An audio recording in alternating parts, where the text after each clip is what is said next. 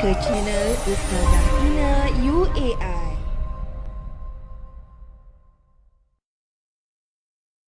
Bismillahirrahmanirrahim. Assalamualaikum warahmatullahi wabarakatuh. Apa khabar anak-anak yang Ustazah kasihi sekalian?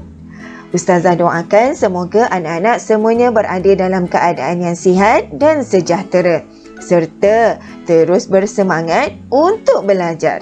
Baiklah, pada kali ini anak-anak sekali lagi bersama dengan Ustazah Azlina binti Ismun dari Sekolah Kebangsaan Temin, Sekolah Kluster Kecemerlangan Jerantut Pahang Darul Makmur. InsyaAllah pada kali ini kita akan belajar satu lagi tajuk baharu. Anak-anak sudah bersedia untuk belajar bersama dengan Ustazah? Jom kita mulakan sesi pembelajaran kita dengan membaca doa belajar. Bismillahirrahmanirrahim. Allahumma aftah alaina hikmataka wanshur alaina min khazaini rahmatika ya arhamar rahimin. Ya Allah, bukakanlah ke atas kami hikmahmu dan limpahkanlah ke atas kami khazanahmu. Wahai Allah yang maha pemurah lagi maha penyayang. Amin, amin, amin ya Rabbal Alamin. Semoga dengan bacaan doa sebentar tadi, sesi pembelajaran kita pada kali ini mendapat keberkatan dari Allah Subhanahu wa Ta'ala. InsyaAllah. Anak-anak, cuba perhatikan gambar apakah yang Ustazah paparkan ini. Gambar orang sedang mendirikan solat. Ya, mereka sedang mendirikan solat di tempat yang berbeza. Ada yang sedang solat di dalam hutan, di dalam kapal terbang, di dalam kapal di lautan. Ada juga yang sedang solat di tepi sawah, di kawasan bersalji dan di dalam bangunan. Mereka sedang menunaikan solat walaupun di tempat yang berbeza. Agak-agaknya lah kenapa mereka ini mendirikan solat walaupun berada di tempat yang berbeza. Cuba anak-anak typekan di ruangan komen. Ya, mereka semua mendirikan solat kerana solat merupakan satu kewajipan, iaitu perintah dari Allah Subhanahu Wa Taala kepada semua umat Islam. Ya, solat juga merupakan rukun Islam yang kedua. Dan solat itu merupakan tiang agama. Baiklah anak-anak, tajuk pelajaran kita pada kali ini ialah solat tiang agama.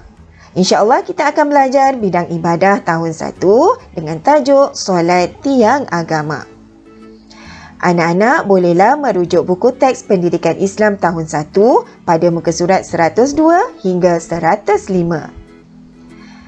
Mari kita lihat objektif pembelajaran yang akan kita capai di akhir sesi pembelajaran nanti. Yang pertama, anak-anak dapat menyatakan pengertian solat fardu serta hukum menunaikannya.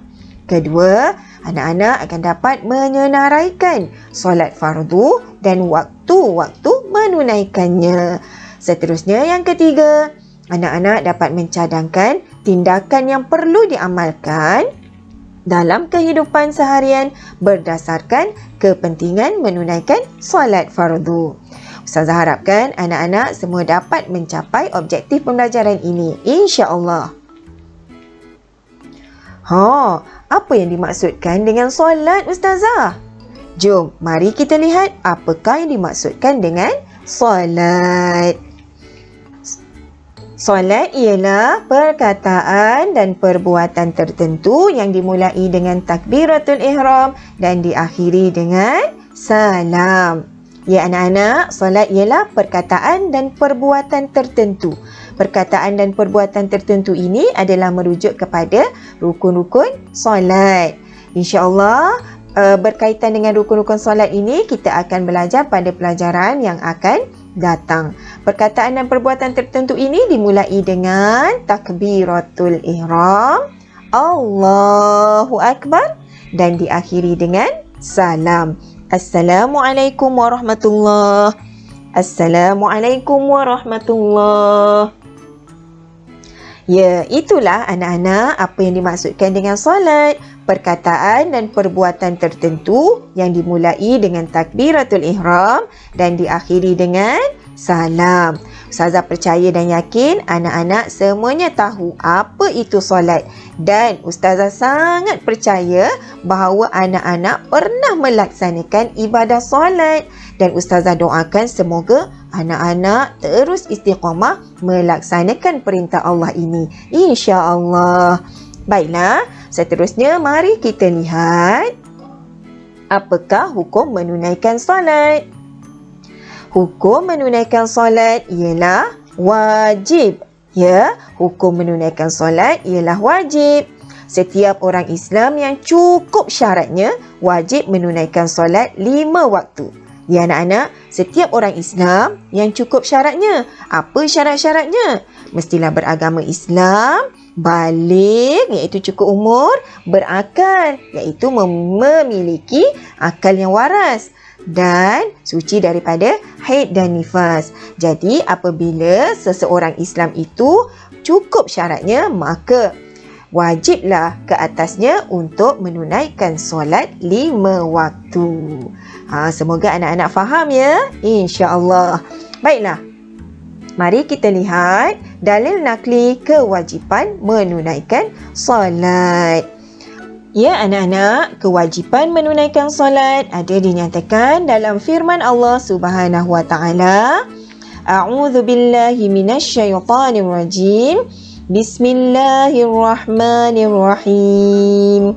Innas salata kanat 'alal mu'minina kitaban mawquta. Shadaqallahul azim. Surah An-Nisa ayat 103. Maksudnya, sesungguhnya sembahyang itu ialah satu ketetapan yang diwajibkan atas orang-orang yang beriman yang tertentu waktunya. Ya anak-anak, ayat ini jelas menyatakan bahawa solat itu merupakan satu ketetapan yang diwajibkan oleh Allah Subhanahu wa taala ke atas orang-orang yang beriman yang mana telah ditentukan waktu-waktunya. Justeru itu, sebagai orang yang beragama Islam, wajiblah ke atas kita melaksanakan ibadah solat ini. Dan insya-Allah semoga kita sama-sama terus istiqamah melaksanakan kewajipan yang telah difardukan ke atas kita. Insya-Allah. Seterusnya, jom kita kenali nama-nama solat fardu. Ada gambar jari. Ya anak-anak, jari ini menunjukkan terdapat 5 waktu solat fardu dalam sehari yang wajib kita laksanakan. Mari kita lihat satu persatu. Solat yang pertama ialah solat fardu subuh. Solat fardu subuh dilaksanakan sebanyak 2 rakaat. Yang kedua, solat fardu zuhur. Solat fardu zuhur dilaksanakan sebanyak 4 rakaat. Solat yang ketiga ialah solat fardu asar. Solat fardu asar dilaksanakan sebanyak 4 rakaat. Yang keempat, solat fardu maghrib. Solat fardu maghrib dilaksanakan sebanyak 3 rakaat. Dan solat yang kelima ialah solat fardu isya. Solat fardu isya dilaksanakan sebanyak 4 rakaat. Ya anak-anak, itulah 5 waktu solat fardu dalam sehari yang wajib kita laksanakan. Iaitu solat fardu subuh, solat fardu zuhur, solat fardu asar, solat fardu maghrib dan solat fardu isya. Baiklah, mari kita lihat bilakah waktu-waktu solat bagi solat-solat fardu ini. Yang pertama, waktu bagi solat fardu subuh. Waktu bagi solat fardu subuh bermula apabila terbit fajar shadiq. Terbit fajar shadiq. Seperti dalam gambar ini. Ya, kelihatan telah terbit fajar shadiq. Berlaku pada awal pagi. Dalam anggaran jam 5.57 pagi. Apabila keadaan ini berlaku, ia menunjukkan telah masuknya waktu solat fardu subuh. Seterusnya kita lihat waktu berakhirnya bagi solat fardu subuh, iaitu apabila terbit matahari. Seperti dalam gambar ini. Cuba anak-anak lihat, terdapat cahaya di situ. Menunjukkan telah terbitnya matahari dalam anggaran jam 7.09 pagi. Apabila keadaan ini berlaku, ia menunjukkan telah berakhirnya waktu solat bagi solat fardu subuh. Jadi anak-anak pastikan anak-anak bangun tepat pada waktunya untuk mendirikan solat fardu subuh, insya-Allah. Seterusnya kita lihat waktu solat bagi solat fardu zuhur. Waktu bagi solat fardu zuhur bermula apabila gelincir matahari dan terbentuk sedikit bayang-bayang. Ya, apabila gelincir matahari dan terbentuk sedikit bayang-bayang. Cuba anak-anak lihat pada gambar ini, terdapat satu objek iaitu kayu yang mana telah terbentuk sedikit bayang-bayang daripada objek ini. Apabila keadaan ini berlaku, ia menunjukkan bahawa telah masuknya waktu fardu zuhur dalam anggaran jam 1.20 tengah hari. Seterusnya kita lihat waktu berakhir, waktu bagi solat fardu zuhur apabila bayang-bayang sama panjang dengan objeknya. Kita lihat objek ini, kayu ini, di mana bayang-bayangnya adalah sama panjang dengan kayu ini. Apabila keadaan ini berlaku, ia menunjukkan telah berakhirnya waktu solat bagi solat fardu zuhur. Ya, anak-anak, dalam anggaran jam 4.41 petang. Seterusnya, kita lihat pula waktu bagi solat fardu asar. Waktunya bermula apabila bayang-bayang lebih panjang dari objeknya. Ya, waktu solat bagi solat fardu asar bermula apabila bayang-bayang lebih panjang dari objeknya. Cuba lihat pada gambar ini. Bayang-bayang yang terbentuk dari objek ini adalah lebih panjang. Apabila keadaan ini berlaku, ia menunjukkan telah masuknya waktu solat bagi solat fardu asar. Ya, berlaku pada waktu petang dalam anggaran jam 4.41 petang. Jadi anak-anak pastikan sebelum anak-anak keluar bermain pada waktu petang, pastikan telah menunaikan solat fardu asar terlebih dahulu.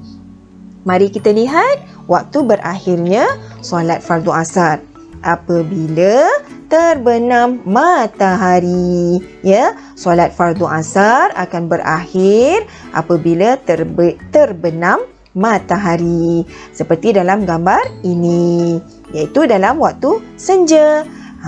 Dalam anggaran jam 7.26 malam. Apabila keadaan ini berlaku, maka ia menunjukkan telah berakhirnya waktu solat bagi solat fardu asar.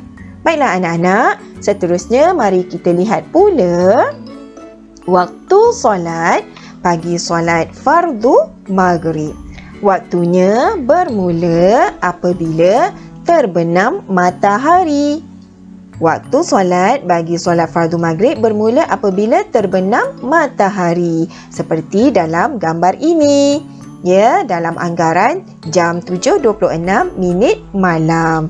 Dan seterusnya, waktu akhir bagi solat fardu maghrib ialah apabila hilang cahaya merah di sebelah langit barat. Ya, apabila hilang cahaya merah di sebelah langit barat seperti dalam gambar ini. Kelihatan gelap ya. Langit kelihatan gelap dan tiada lagi cahaya merah yang kelihatan. Apabila keadaan ini berlaku, ia menunjukkan bahawa waktu solat fardu maghrib telah pun berakhir dalam anggaran jam 8.39 minit malam. Waktunya agak singkat ya anak-anak. Baiklah, seterusnya mari kita lihat pula waktu solat bagi solat fardu Isya. Waktunya bermula apabila hilang cahaya merah di sebelah langit barat. Ya, apabila hilang cahaya merah di sebelah langit barat seperti dalam gambar ini. Kelihatan keadaan yang gelap dan tidak lagi kelihatan cahaya merah di langit. Apabila keadaan ini berlaku, ia menunjukkan bahawa telah masuknya waktu solat bagi solat fardu Isya dalam anggaran jam 8.39 minit malam. Seterusnya kita lihat waktu akhir bagi solat fardu Isya. Waktunya apabila terbit fajar shadiq. Berakhirnya waktu Isya apabila terbit fajar shadiq, iaitu pada awal pagi dalam anggaran jam 5.57 minit pagi. Ya anak-anak, jika kita lihat waktu solat bagi solat fardu Isya agak panjang. Tapi kita kena ingat, jangan sesekali kita menangguh-nangguhkan untuk menunaikan solat fardu Isya walaupun kita lihat, kita tahu waktunya agak panjang. Pastikan kita melaksanakan solat fardu Isya di awal waktu. Seterusnya, bagi mengetahui waktu-waktu solat di kawasan kediaman kita, anak-anak bolehlah merujuk portal rasmi e-solat Jabatan Kemajuan Islam Malaysia seperti laman web yang Ustazah paparkan ini. Mari kita rujuk sama-sama. Ya anak-anak, inilah paparan portal rasmi e-solat Jabatan Kemajuan Islam Malaysia. Jadi anak-anak bolehlah mendapatkan waktu-waktu solat di bagi kawasan kediaman anak-anak masing-masing melalui portal ini. Selamat mencuba ya. Ya anak-anak, jom kita fahami dan hayati apakah kepentingan menunaikan solat 5 waktu sehari semalam. Yang pertama ialah sebagai bukti keimanan kepada Allah Subhanahu Wa Taala. Orang-orang yang mendirikan solat sudah tentunya terdiri dalam kalangan orang-orang yang beriman kepada Allah. Dengan tindakan mereka mendirikan solat pada waktu yang telah ditetapkan, secara tak langsung telah membuktikan keimanan mereka kepada Allah. Seterusnya, kepentingan menunaikan solat 5 waktu yang kedua ialah mendapat pahala dan seterusnya dapat menguatkan iman. Apabila kita mendirikan solat, sudah tentunya akan mendapat pahala dari Allah Subhanahu Wa Taala dan sudah tentunya kita akan sentiasa ingat untuk melaksanakan solat pada waktu-waktunya. Ya, anak-anak, dan dengan tindakan itu dapat menguatkan keimanan kita kepada Allah Subhanahu Wa Taala. Seterusnya, yang ketiga, dapat membentuk akhlak mulia. Orang-orang yang mendirikan solat secara tak langsung dapat memberi kesan kepada sikap dan perbuatan mereka. Contohnya, mereka akan sentiasa berhati-hati dalam perbuatan mereka, melakukan perkara-perkara yang baik dan meninggalkan segala perkara-perkara yang dilarang oleh Allah Subhanahu Wa Taala. Ini secara tidak langsung dapat membentuk akhlak yang mulia. Keempat ialah solat dapat menghapuskan dosa. Ya anak-anak, dengan kita mendirikan solat, ia dapat menghapuskan dosa-dosa kita selagi mana kita tidak melakukan dosa-dosa yang besar. Dan solat juga dapat mencegah diri kita daripada melakukan perbuatan-perbuatan yang keji. Itulah kepentingan mengapa kita wajib menunaikan solat 5 waktu sehari semalam. Seterusnya, yang kelima, dengan menunaikan solat, kita dapat memperolehi ketenangan. Ya, hidup kita akan tenang, kita akan sentiasa gembira, ceria dan dapat mewujudkan hubungan yang baik antara diri kita dengan rakan-rakan, keluarga dan juga masyarakat. Seterusnya, yang keenam ialah solat dapat mendisiplinkan diri kita. Ya anak-anak, dalam mendirikan solat, kita melaksanakan solat mengikut rukun-rukunnya, syarat-syaratnya, ya, dan melaksanakan solat pada waktu yang telah ditetapkan. Ini secara tidak langsung mendidik diri kita untuk menjadi insan yang berdisiplin. Itulah anak-anak 6 perkara yang menunjukkan kepentingan bagi kita menunaikan solat 5 waktu sehari semalam. Ustazah harap anak-anak dapat memahaminya dan seterusnya dapat mengamalkan perkara-perkara ini di dalam kehidupan seharian anak-anak. Semoga apa yang kita laksanakan mendapat keberkatan dari Allah Subhanahu Wa Taala. Insya-Allah. Seterusnya anak-anak, apa pula hukum jika kita meninggalkan solat? Mari kita lihat. Hukum meninggalkan solat yang pertama, jika kita meninggalkan solat dengan sengaja dan dengan niat untuk mempersendakan ibadah ini, maka hukumnya ialah kafir dan wajib bertaubat. Seterusnya, yang kedua, jika kita meninggalkan solat secara sengaja kerana disebabkan kita malas, maka hukumnya ialah fasik dan wajib bertaubat. Fasik itu kita terdiri daripada golongan orang-orang yang sentiasa membuat kejahatan. Ya, wajib bertaubat ya anak-anak. Seterusnya, yang ketiga, hukum jika kita meninggalkan solat secara tidak sengaja. Hukumnya ialah dimaafkan. Ya anak-anak, cuba kita lihat hukum meninggalkan solat ini. Jadi, seharusnya sebagai orang yang beriman, kita tidak sekali-kali sengaja meninggalkan solat. Sebaliknya, istiqamah melaksanakan solat setiap waktu mengikut waktu-waktu yang telah ditetapkan. Seterusnya anak-anak, berdasarkan gambar berikut, apakah tindakan yang akan kamu pilih dan berikan alasannya. Gambar berikut menunjukkan seseorang sedang menonton televisyen dan pada masa yang sama azan berkumandang. Apakah tindakan yang akan kamu pilih? Sama ada A, berhenti menonton dan segera menunaikan solat, ataupun B, terus menonton tanpa rasa bersalah. Apakah tindakan yang akan kamu pilih? Ya, tentunya tindakan A, iaitu berhenti menonton dan terus mendirikan solat. Kerana apa? Kerana sebagai orang yang beriman, kita hendaklah menunaikan solat pada waktu yang telah ditetapkan. Secara tak langsung, tindakan ini dapat membuktikan keimanan kita kepada Allah Subhanahu Wa Taala. Sebagai rumusan pelajaran kita untuk kali ini, kita hendaklah menunaikan solat 5 waktu pada setiap awal waktu yang telah ditetapkan oleh Allah Subhanahu Wa Taala.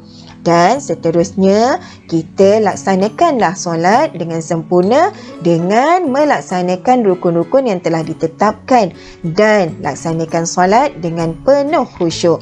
Semoga apa yang kita laksanakan mendapat keberkatan dari Allah Subhanahu Wa Taala, seterusnya dapat mengukuhkan keimanan kita kepada Allah.